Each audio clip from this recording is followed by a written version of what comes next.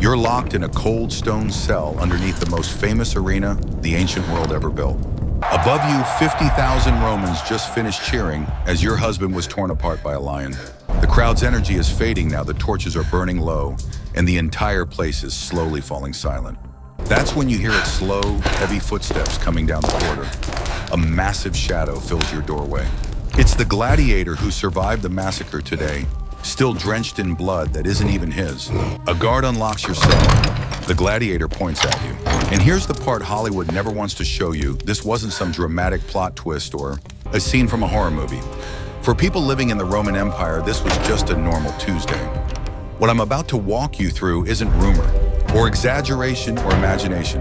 It comes straight from Roman writers' Roman law, and literal carvings and architecture still sitting under the Colosseum right now. If you stay with me to the end, I promise you'll never look at ancient Rome or gladiators the same way again. Movies like Gladiator and shows about Spartacus give us blood, bravery, rebellion, and dramatic speeches. But none of them show you what happened after the games ended when the audience left. When the sand was soaked with blood and the real machinery of Roman cruelty switched on. Historians had to invent a phrase for what went on because there wasn't even a Roman word for it. They call it Victoria Carnalis, the carnal victory. The Romans never used the term themselves because, to them, the practice didn't need a special label. It was simply part of how their world worked. And here are the facts Roman writers like Martial, Juvenal, and Seneca openly describe a system where conquered women were kept beneath the arenas and handed out as rewards, literally given out like rations to gladiators who performed well. The Roman state didn't hide this. It ran the whole thing with bureaucratic precision, the same way it managed military logistics, slave transport, or the construction of aqueducts. Imagine that, the same civilization that gave us calendar sanitation systems. And political philosophy also engineered one of the most organized systems of human suffering the world has ever seen. But to understand how Rome became capable of this, you have to understand how the empire transformed human beings into inventory. This wasn't chaos, it wasn't random cruelty. It was an industrialized process that began the moment Roman legions conquered new territory. When Rome crushed a rebellion in Gaul or stormed a city in Judea, they didn't just win battles, they captured entire populations. It operated like a giant assembly line of despair. Men of fighting age were executed or forced into deadly labor in mines. Children were sold across the Mediterranean never to see their families again. Women were labeled captiva, state-owned war prizes. And under Roman law, these captives weren't even considered people anymore. They were res objects, the same legal category as livestock or household furniture. If you assaulted a free woman, it was a crime. If you assaulted a captiva, it was the equivalent of damaging a chair. You literally couldn't commit a crime against her because objects had no rights. But Rome didn't stop at dehumanizing people legally. It did it publicly. The games were designed to remind every conquered person and every Roman citizen who held the power. When a captured warrior was thrown into the arena to fight a starving animal, it wasn't just entertainment, it was political theater. And during the midday break, when the wealthy elites went off to enjoy lunch, the arenas turned into something far darker. Historians call these fatal charades mythological reenactments, where condemned prisoners were forced to act out famous stories. Except the deaths were real. Martial, one of the most respected poets of the era, writes about these scenes with eerie casualness. He describes a prisoner dressed as Orpheus, the mythical musician whose music could charm any creature. The man walked onto the sand with a lyre. A bear was released. Martial notes, almost jokingly, that this time Orpheus's music didn't work. As the bear ripped the man apart in front of tens of thousands of spectators snacking on honey treats. And then there's the darkest example, a woman forced to play Pasiphae, the figure from myth, who mated with a sacred bull. Except in this Roman version, the assault was real. The woman died from her injuries while the crowd watched. This wasn't the fantasy of one deranged emperor. This wasn't a rare event, it was standard entertainment. Advertised on city walls, attended by senators, treated casually by writers. And beneath all of that, literally under the arena floor, was the part Rome preferred to leave out of the spotlight. The part involving war captives. The part involving gladiators, because gladiators lived in a bizarre contradiction. They were enslaved men with fewer rights than a dog, but also celebrities with fan clubs, merchandise, and groupies. Roman graffiti calls one gladiator the girl's sigh and another the lady's glory. Wealthy aristocratic women snuck into gladiator barracks at night. Gladiators had affairs with noblewomen that became massive scandals. Their sweat, yes, their sweat was collected after fights mixed with oil and sold as an aphrodisiac. That's how disturbingly obsessed Rome was with them.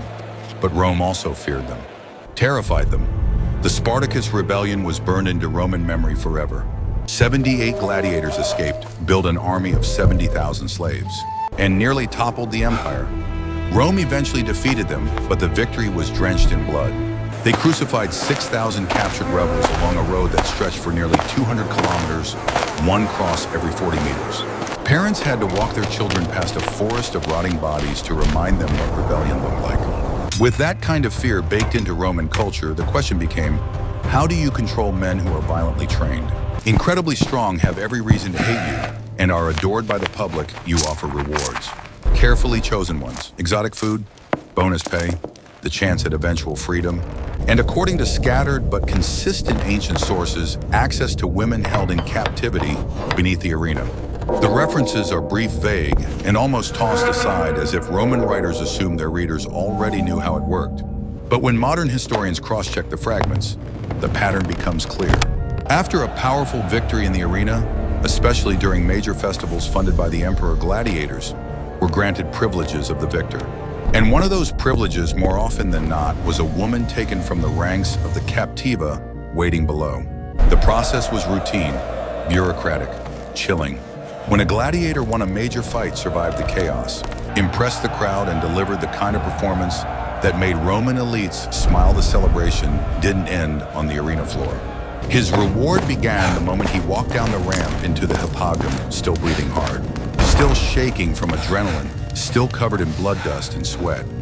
The Hypodium was a world of its own, a maze of tunnels humming with the clanking of chains, the bellowing of animals, and the whispers of staff moving equipment and bodies.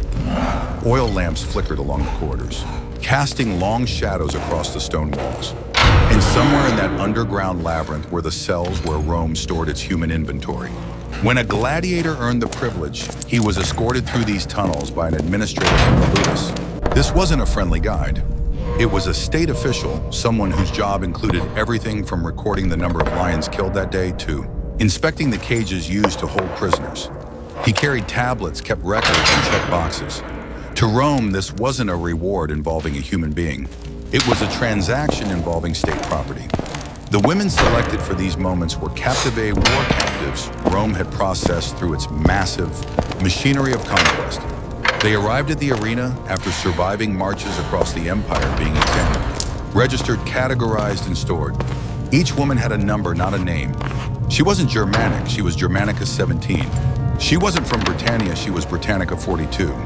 The same officials who tallied wheat for the army and logged spear shipments also kept track of these women.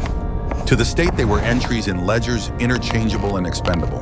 As the gladiator followed the official deeper underground, he would pass all the elements of the arena's backstage. The cages where panthers paced restlessly, the platforms that lifted animals up to the sand, the holding pens where condemned prisoners waited to be killed in the next mythological reenactment. Everyone around him, handlers, administrators, guards, knew exactly where he was being taken and why. No one questioned it, no one commented, it was simply part of the workflow. Eventually, he'd reach a quiet corridor. This was the section of the Hypodium not meant for the public eye, not for animals, not for weapons, not for performers. This was where the captivi were kept. And here's where archaeology gives us the most disturbing clarity. The chambers in this area weren't built for storage of equipment or animals. They were small, about the size of modern walk-in closets or storage rooms, but made entirely of stone. Each chamber had benches built into the walls, carved at a specific height. They weren't comfortable. They weren't designed for resting. Mounted into the walls were iron rings, some at hip height, some near the ground, some higher up. They were placed too deliberately, too consistently, to be for anything except restraint. The doors of these rooms were thick and reinforced with iron bands. They locked only from the outside. And in several chambers, archaeologists found scratches, fingernail marks etched into stone in desperate, irregular patterns. You can almost imagine the fear behind each line. When Roman historian Cassius Dio wrote about holding rooms for those awaiting, used beneath major amphitheaters, he didn't need to explain what use meant. Readers of his time already understood. These rooms weren't punishment cells. They weren't general prisons. They were designed for one consistent purpose. When a gladiator arrived at these chambers, he would often be shown multiple cells. Some sources hint that the gladiator could choose. Others suggest the officials simply assigned a woman based on availability, like distributing equipment for a job. Either way, the process was controlled, logged, and handled with cold routine. The official tapped his stylus against the tablet. The guard unlocked the door, and the woman, now trembling, exhausted, and stripped of every layer of humanity she once had, would be handed over.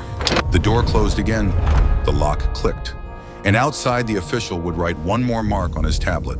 A single stroke of ink that meant everything to the woman inside the room and nothing to the men recording it. Here's the chilling part: none of this was considered transgressive or shameful in Roman culture. A gladiator receiving a captiva was as normal as receiving a meat ration or a bonus payment. The state considered it part of the operational cost of keeping gladiators loyal, motivated, and manageable. Because gladiators were dangerous. They were too strong, too skilled, too angry, and too admired to be allowed to feel powerless. The system Rome built around them was designed to give them just enough privilege to keep them compliant without giving them real power. Rome needed gladiators to feel superior in only one direction: downward, toward the people the state had already crushed. The message was clear: you serve Rome. Rome owns them, and for your loyalty, Rome allows you to take what Rome has taken.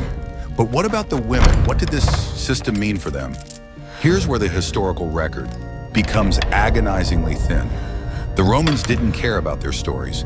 They didn't preserve their words. These women don't appear in biographies or family scrolls. They appear only in ledgers, as lines of inventory. But archaeology fills in the gaps. Graffiti found on the walls of the chambers beneath the amphitheater in Capua includes fragments written in different languages: Gaulish, Latin, Celtic, all scrawled by people who knew they were never getting out. One reads, "I was Amalia of the Brigantes. I saw my children die. Now I am nothing. Another to any god who listens. Let me die before tomorrow." These scratchings weren't meant for anyone to see. They were the last words of people Rome erased. And while Rome loved to boast about its roads, aqueducts, and architecture, it never bragged about this. This part of the empire's machinery was meant to stay quiet. It operated in the dark under the roar of the arena, drowned out by the cheers above. But sometimes this hidden system collided with the public world of the games, and when it did, Rome showed its discomfort in revealing ways. For example, consider the rare phenomenon of female gladiators, gladiatresses. Occasionally, women fought in the arena, but their presence caused social chaos. Some of these fighters were slaves forced into combat. Shockingly, others were aristocratic women seeking fame or rebellion. Juvenal mocked these women viciously, complaining that noble ladies were abandoning modesty and behaving like men. Despite the public fascination, the fights made Rome uneasy. In 200 AD, Emperor Septimius Severus watched female gladiators in Antioch, and the crowd's reaction embarrassed him. The Greek audience treated the women like legitimate fighters. The Roman audience turned it into a sexual spectacle, shouting crude remarks and laughing. Not because women fighting was too violent, but because it blurred Rome's carefully maintained lines between womanhood, sexuality, and power. Severus wasn't horrified by the violence. He was horrified that the violence was public. So he banned female gladiators, not to protect them, but to protect Rome's reputation and keep its darker traditions safely hidden underground. That's the detail most people miss. Rome wasn't ashamed of brutality. It was ashamed when brutality exposed its contradictions. And this fear of exposure is part of why the system of captivae remained in the Hypogeum, away from crowds and away from the imperial image. But cruelty hidden is still cruelty committed. Now let's talk about the psychological devastation inflicted on the women inside the system. Each captiva started her journey long before she ever saw the Colosseum. After Rome crushed a rebellion, whether in Judea, Britannia, Gaul, or Germania, the aftermath followed a grim pattern. Soldiers rounded up survivors. Men were killed or enslaved for brutal labor. Children were torn from their mothers and sent to eastern slave markets. Women of childbearing age were chained together and marched for days or weeks toward the centers of Roman power. By the time they reached Rome, they had already lost everything: family freedom, identity. In the Hypogeum, the emotional torment continued. They could hear everything happening above them. The crowd's cheers, the screams of dying prisoners, the roar of animals. Every sound was a reminder of the empire that had destroyed their world and now owned their bodies. And they knew exactly what awaited them. There was no escape, no ransom, no mercy. Just the slow, grinding machinery of a civilization built on conquest. And yet, the most horrifying part is this: the system didn't end because Rome grew more moral. It ended because Rome collapsed. The empire fell apart, the supply of captives dwindled, and the infrastructure decayed. The cruelty didn't stop out of conscience, it stopped out of inconvenience. When visitors walk through the Colosseum today, they take pictures in front of arches, marvel at the engineering, and imagine the roar of the crowd. But beneath their feet lie the remains of a system that most tours never mention. The rings are still in the walls. The scratch marks are still there. The evidence is silent. But it exists. This was Rome too, the Rome we don't put on postcards. When most people picture the Colosseum, they imagine roaring crowds, clashing swords, heroic last stands, and emperors giving dramatic thumbs up or thumbs down gestures. What almost no one imagines is the silence that followed when the crowds filed out. The sunlight faded and the arena transformed from a stage of spectacle into a factory of suffering. Because what Rome wanted the world to see was only the show. What it didn't want anyone to see was what happened after. When the audience went home, the sand was still red. The air still stank of blood and sweat. Workers hauled bodies away. Animals were dragged back to cages. Prisoners were prepared for the next day's executions. And deep beneath all of that was the part of the system Rome worked hardest to hide: the chambers. The captives and the bureaucratic machine that turned human beings into rewards. When we talk about the Roman Empire today, we talk about architecture, engineering, military, genius, legal innovation. But the truth is that Rome's greatness was built on the suffering of countless people whose stories were intentionally erased. The system of Victoria Carnalis wasn't an accident. It wasn't a secret. It wasn't a rare abuse by a corrupt emperor.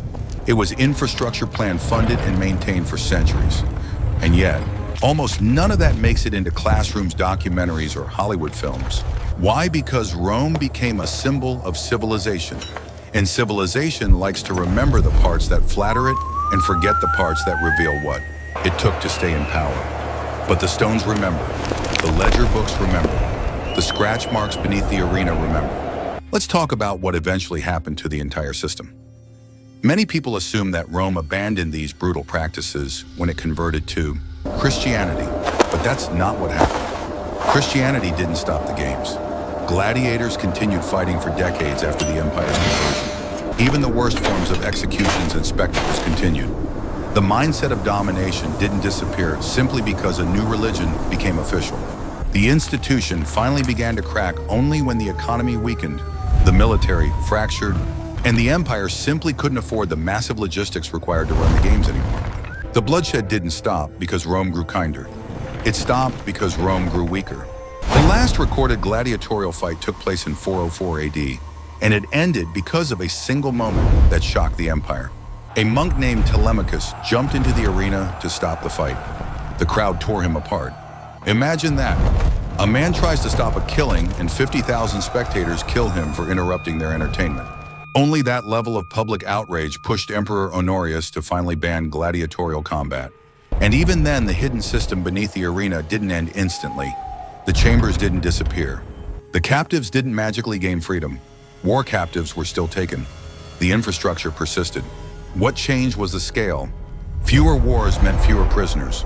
Fewer prisoners meant less fuel for the system. Eventually, as Rome collapsed, the carefully controlled machine of cruelty rusted away. The chains were left hanging on the walls. The scratch marks remained in the stone. And the stories of those thousands of women whose names we will never know were buried under centuries of dust. Today, millions of tourists walk through the Colosseum without ever hearing about any of this. Guides talk about naval battles staged in the arena. They talk about the elevators that lifted tigers into the sand. They talk about gladiator schools and exotic animals and the engineering brilliance of the Hippogeum. But almost none mention the chambers carved into the walls, the iron rings still embedded in stone, or the graffiti left by people the empire tried to erase. And maybe that's because it forces us to confront a larger, uncomfortable truth. Empires don't run on glory. They run on exploitation. They survive not because of their ideals, but because of the suffering they're willing to inflict behind closed doors. Rome was no different. It just happened to be better at engineering its cruelty. And here's the final point most people never consider. The Colosseum wasn't built to honor gladiators. It wasn't built to honor the gods. It wasn't even built to honor the emperors. It was built to honor conquest. Every stone of that structure was paid for with the spoils of war taken from the Judean revolt. The gold looted from the Temple of Jerusalem literally financed the arena. The hands that built it were enslaved. The entertainment that filled it came from the bodies and souls of people Rome crushed. It was a monument not to civilization, but to domination. And that's why understanding what happened under the Colosseum isn't just about history. It's about seeing empire for what it really is, any empire in any era. Rome liked to present itself as the bringer of order, law and stability.